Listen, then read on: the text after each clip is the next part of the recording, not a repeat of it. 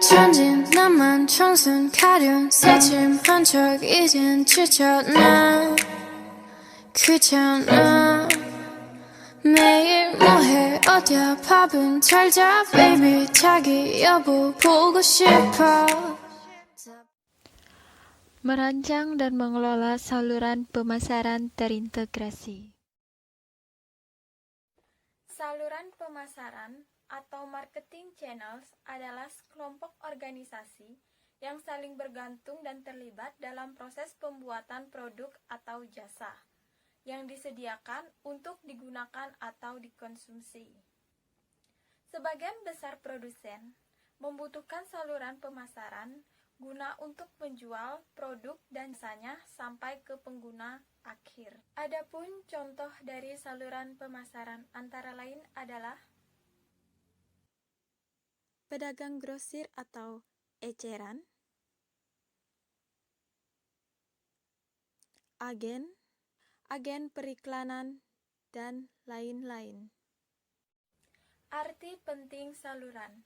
Sistem saluran pemasaran atau marketing channel system adalah sekelompok saluran pemasaran tertentu yang digunakan oleh sebuah perusahaan, dan keputusan tentang sistem ini merupakan salah satu keputusan terpenting yang dihadapi manajemen. Peran saluran pemasaran antara lain menghasilkan margin penjualan, mengubah pembeli potensial menjadi pelanggan yang menguntungkan, dan saluran pemasaran tidak hanya melayani pasar, melainkan juga harus membentuk pasar. Ada dua jenis strategi dalam pemasaran. Yang pertama, ada push strategi atau teknik dorong, yakni teknik promosi dengan melibatkan salesman distributor dengan menggunakan trade promotion. Caranya adalah kerjasama antara pemilik toko dengan distributor utama atau pemilik merek untuk merancang program di outlet. Mendorong pedagang perantara supaya mempromosikan dan menjual produk ke pengguna akhir atau pemakai. Yang kedua, ada pull strategi atau teknik tarik, yakni melibatkan pemilik merek, menggunakan iklan dan consumer promotion untuk menarik konsumer agar mencari dan membeli produk kepada pedagang perantara. Dengan begitu, pemilik outlet akan memesannya ke pemilik merek, di mana program promosi yang dirancang untuk meningkatkan kunjungan pelanggan hingga tergerak membeli. Perkenalkan, nama saya Ninga Senti Utami, absen 51. Di sini saya akan memaparkan materi mengenai perkembangan saluran dan saluran hibrida. Yang pertama yaitu perkembangan saluran. Perusahaan baru biasanya mulai beroperasi sebagai perusahaan lokal yang menjual ke pasar yang cukup terbatas dengan perantara yang ada. Jumlah perantara semacam ini cukup terbatas seperti halnya beberapa agen penjualan produsen, pedagang grosir, pengecer yang sudah mapan. Perkembangan ini dapat dimulai dari di pasar yang lebih kecil, yaitu perusahaan dapat menjual langsung kepada pengecer. Yang kedua yaitu di pasar lebih besar, yaitu perusahaan dapat menjual melalui distributor. Yang ketiga yaitu daerah pedesaan, perusahaan dapat bekerjasama dengan perdagangan barang umum.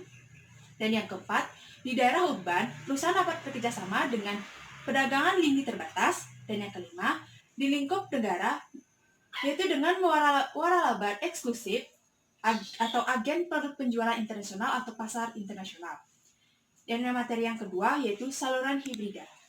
Saluran hibrida merupakan suatu cara perusahaan untuk melipat gandakan jumlah kunjungan ke pasar di berbagai wilayah pasar. Pelanggan mengharapkan integrasi saluran yang ditentukan karakternya oleh fitur-fitur sebagai berikut, yaitu yang pertama, kemampuan untuk memesan produk secara online dan memilihnya di lokasi tempat eceran.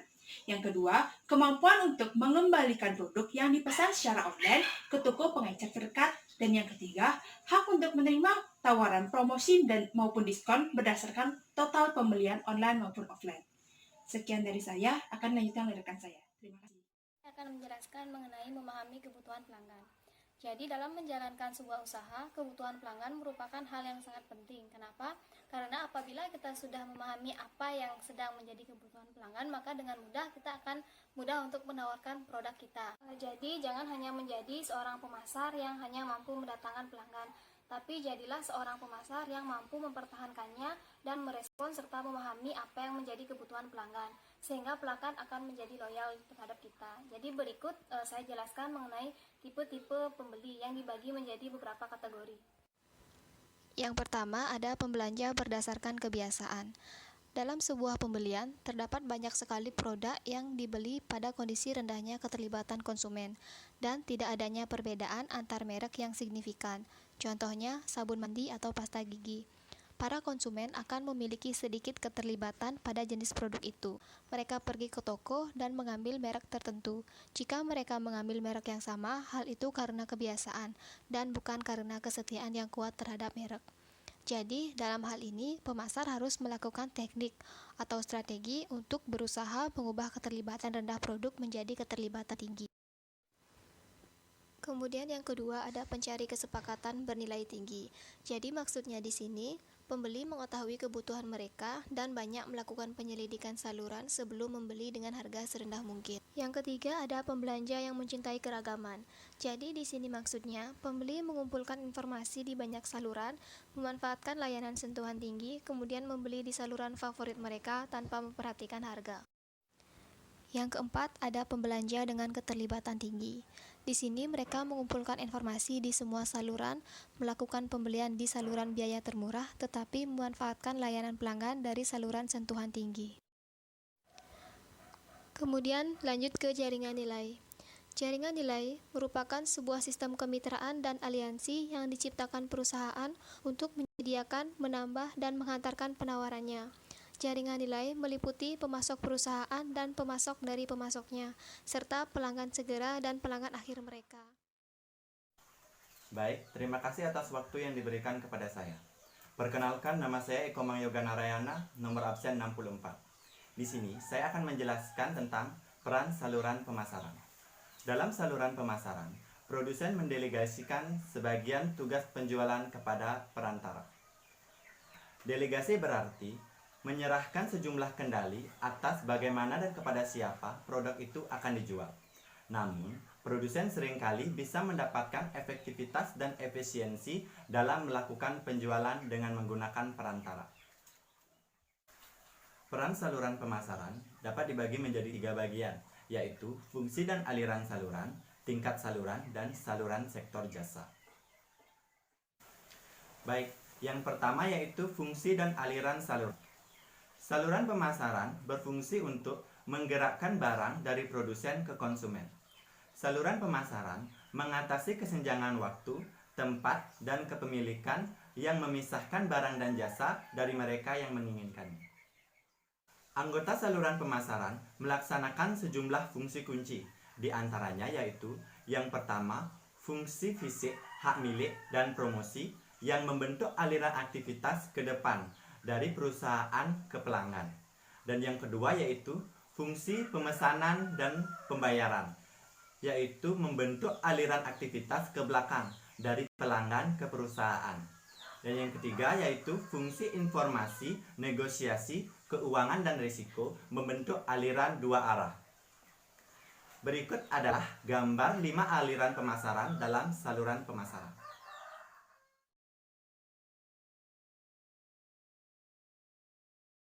Yang kedua yaitu tingkat saluran. Produsen dan pelanggan akhir merupakan bagian dari semua saluran. Saluran dibagi menjadi 4, yaitu saluran tingkat 0, tingkat 1, tingkat 2, dan tingkat 3. Dalam penjelasan tingkatan saluran ini, akan saya jelaskan melalui gambar berikut ini. Ini adalah gambar saluran pemasaran konsumen. Yang pertama, saluran tingkat 0. Yaitu saluran dari produsen langsung ke konsumen. Contohnya seperti salon, panti pijat, dan rumah makan. Yang kedua, saluran tingkat 1, yaitu saluran dari produsen ke pengecer lalu ke konsumen. Contohnya seperti penjualan koran, majalah, dan lain sebagainya. Yang ketiga yaitu saluran tingkat 2, yaitu saluran dari produsen ke pedagang grosir, ke pedagang eceran, lalu ke konsumen. Contohnya seperti beras, mie instan, dan kebutuhan pokok lainnya. Yang keempat yaitu saluran tingkat 3, yaitu saluran dari produsen ke agen, ke pedagang grosir, ke pengecer, lalu terakhir ke konsumen.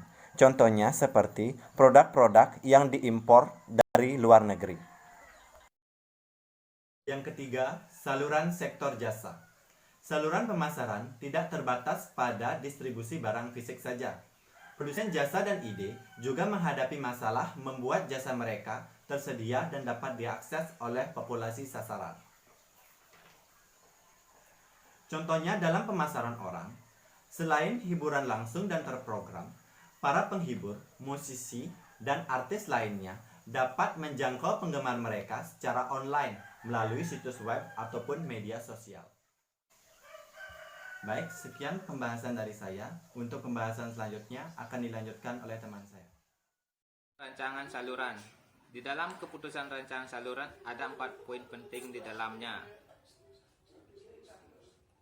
Yaitu 1. Menganalisis tingkat output jasa yang diinginkan pelanggan. 2. Menentukan tujuan dan hambatan. 3. Mengidentifikasi dan mengevaluasi alternatif saluran utama. Dan 4. Mengevaluasi alternatif utama. Kita akan membahas tentang menganalisis tingkat output jasa yang diinginkan pelanggan. Yaitu ada 5 hal yang mesti diperhatikan, yaitu 1. Ukuran lot. Ukuran lot adalah jumlah unit yang diizinkan saluran untuk dibeli oleh pelanggan umum dalam satu peristiwa. 2. Waktu tunggu dan waktu pengiriman pelanggan. Pelanggan semakin menyukai saluran pengiriman yang cepat. Yang 3. Kenyamanan spasial adalah tingkat di mana saluran pemasaran membuat konsumen lebih mudah membeli produk. 4. Keragaman produk. Semakin banyak pilihan, semakin besar peluang untuk menentukan apa yang dibutuhkan konsumen. 5. Dukungan layanan seperti jasa tambahan, contohnya kredit pengiriman yang disediakan oleh saluran.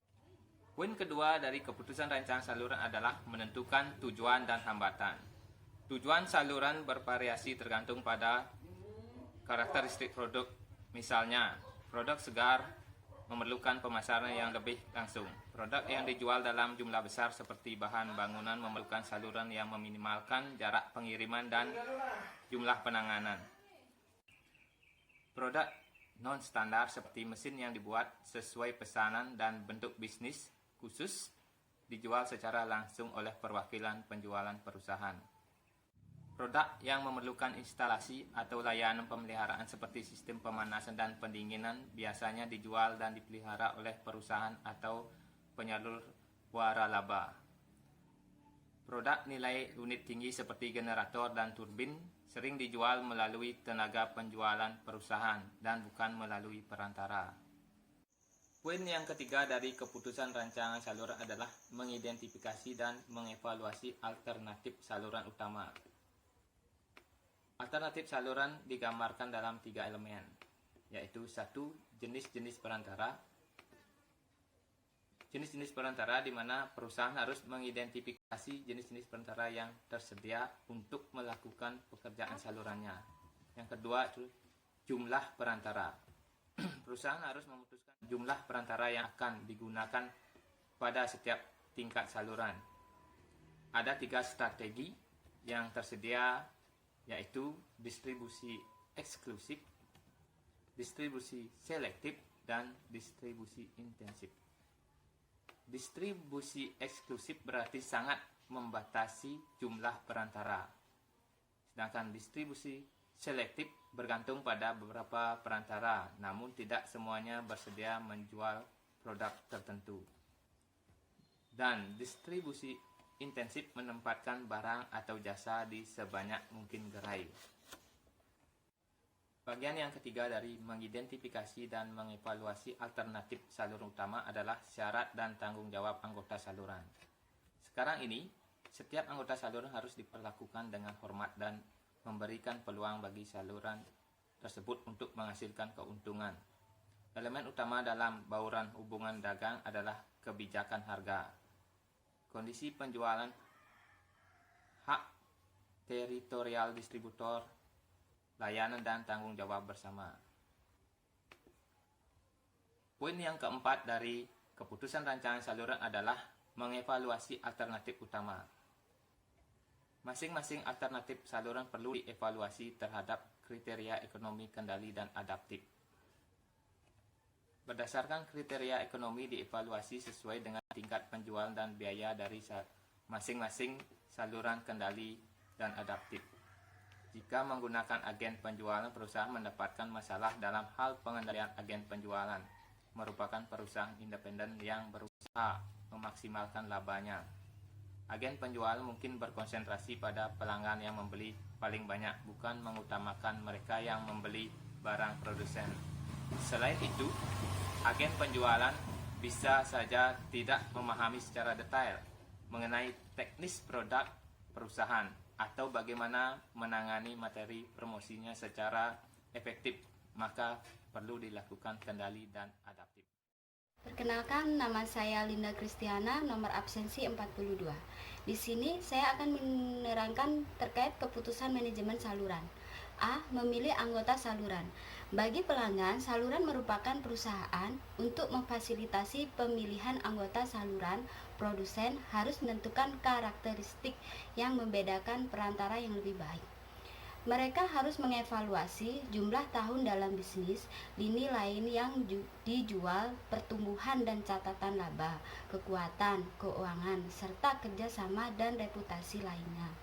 Jika perantara adalah agen penjualan, produsen harus mengevaluasi jumlah dan karakter lini lain yang dijual, serta ukuran dan kualitas tenaga penjual.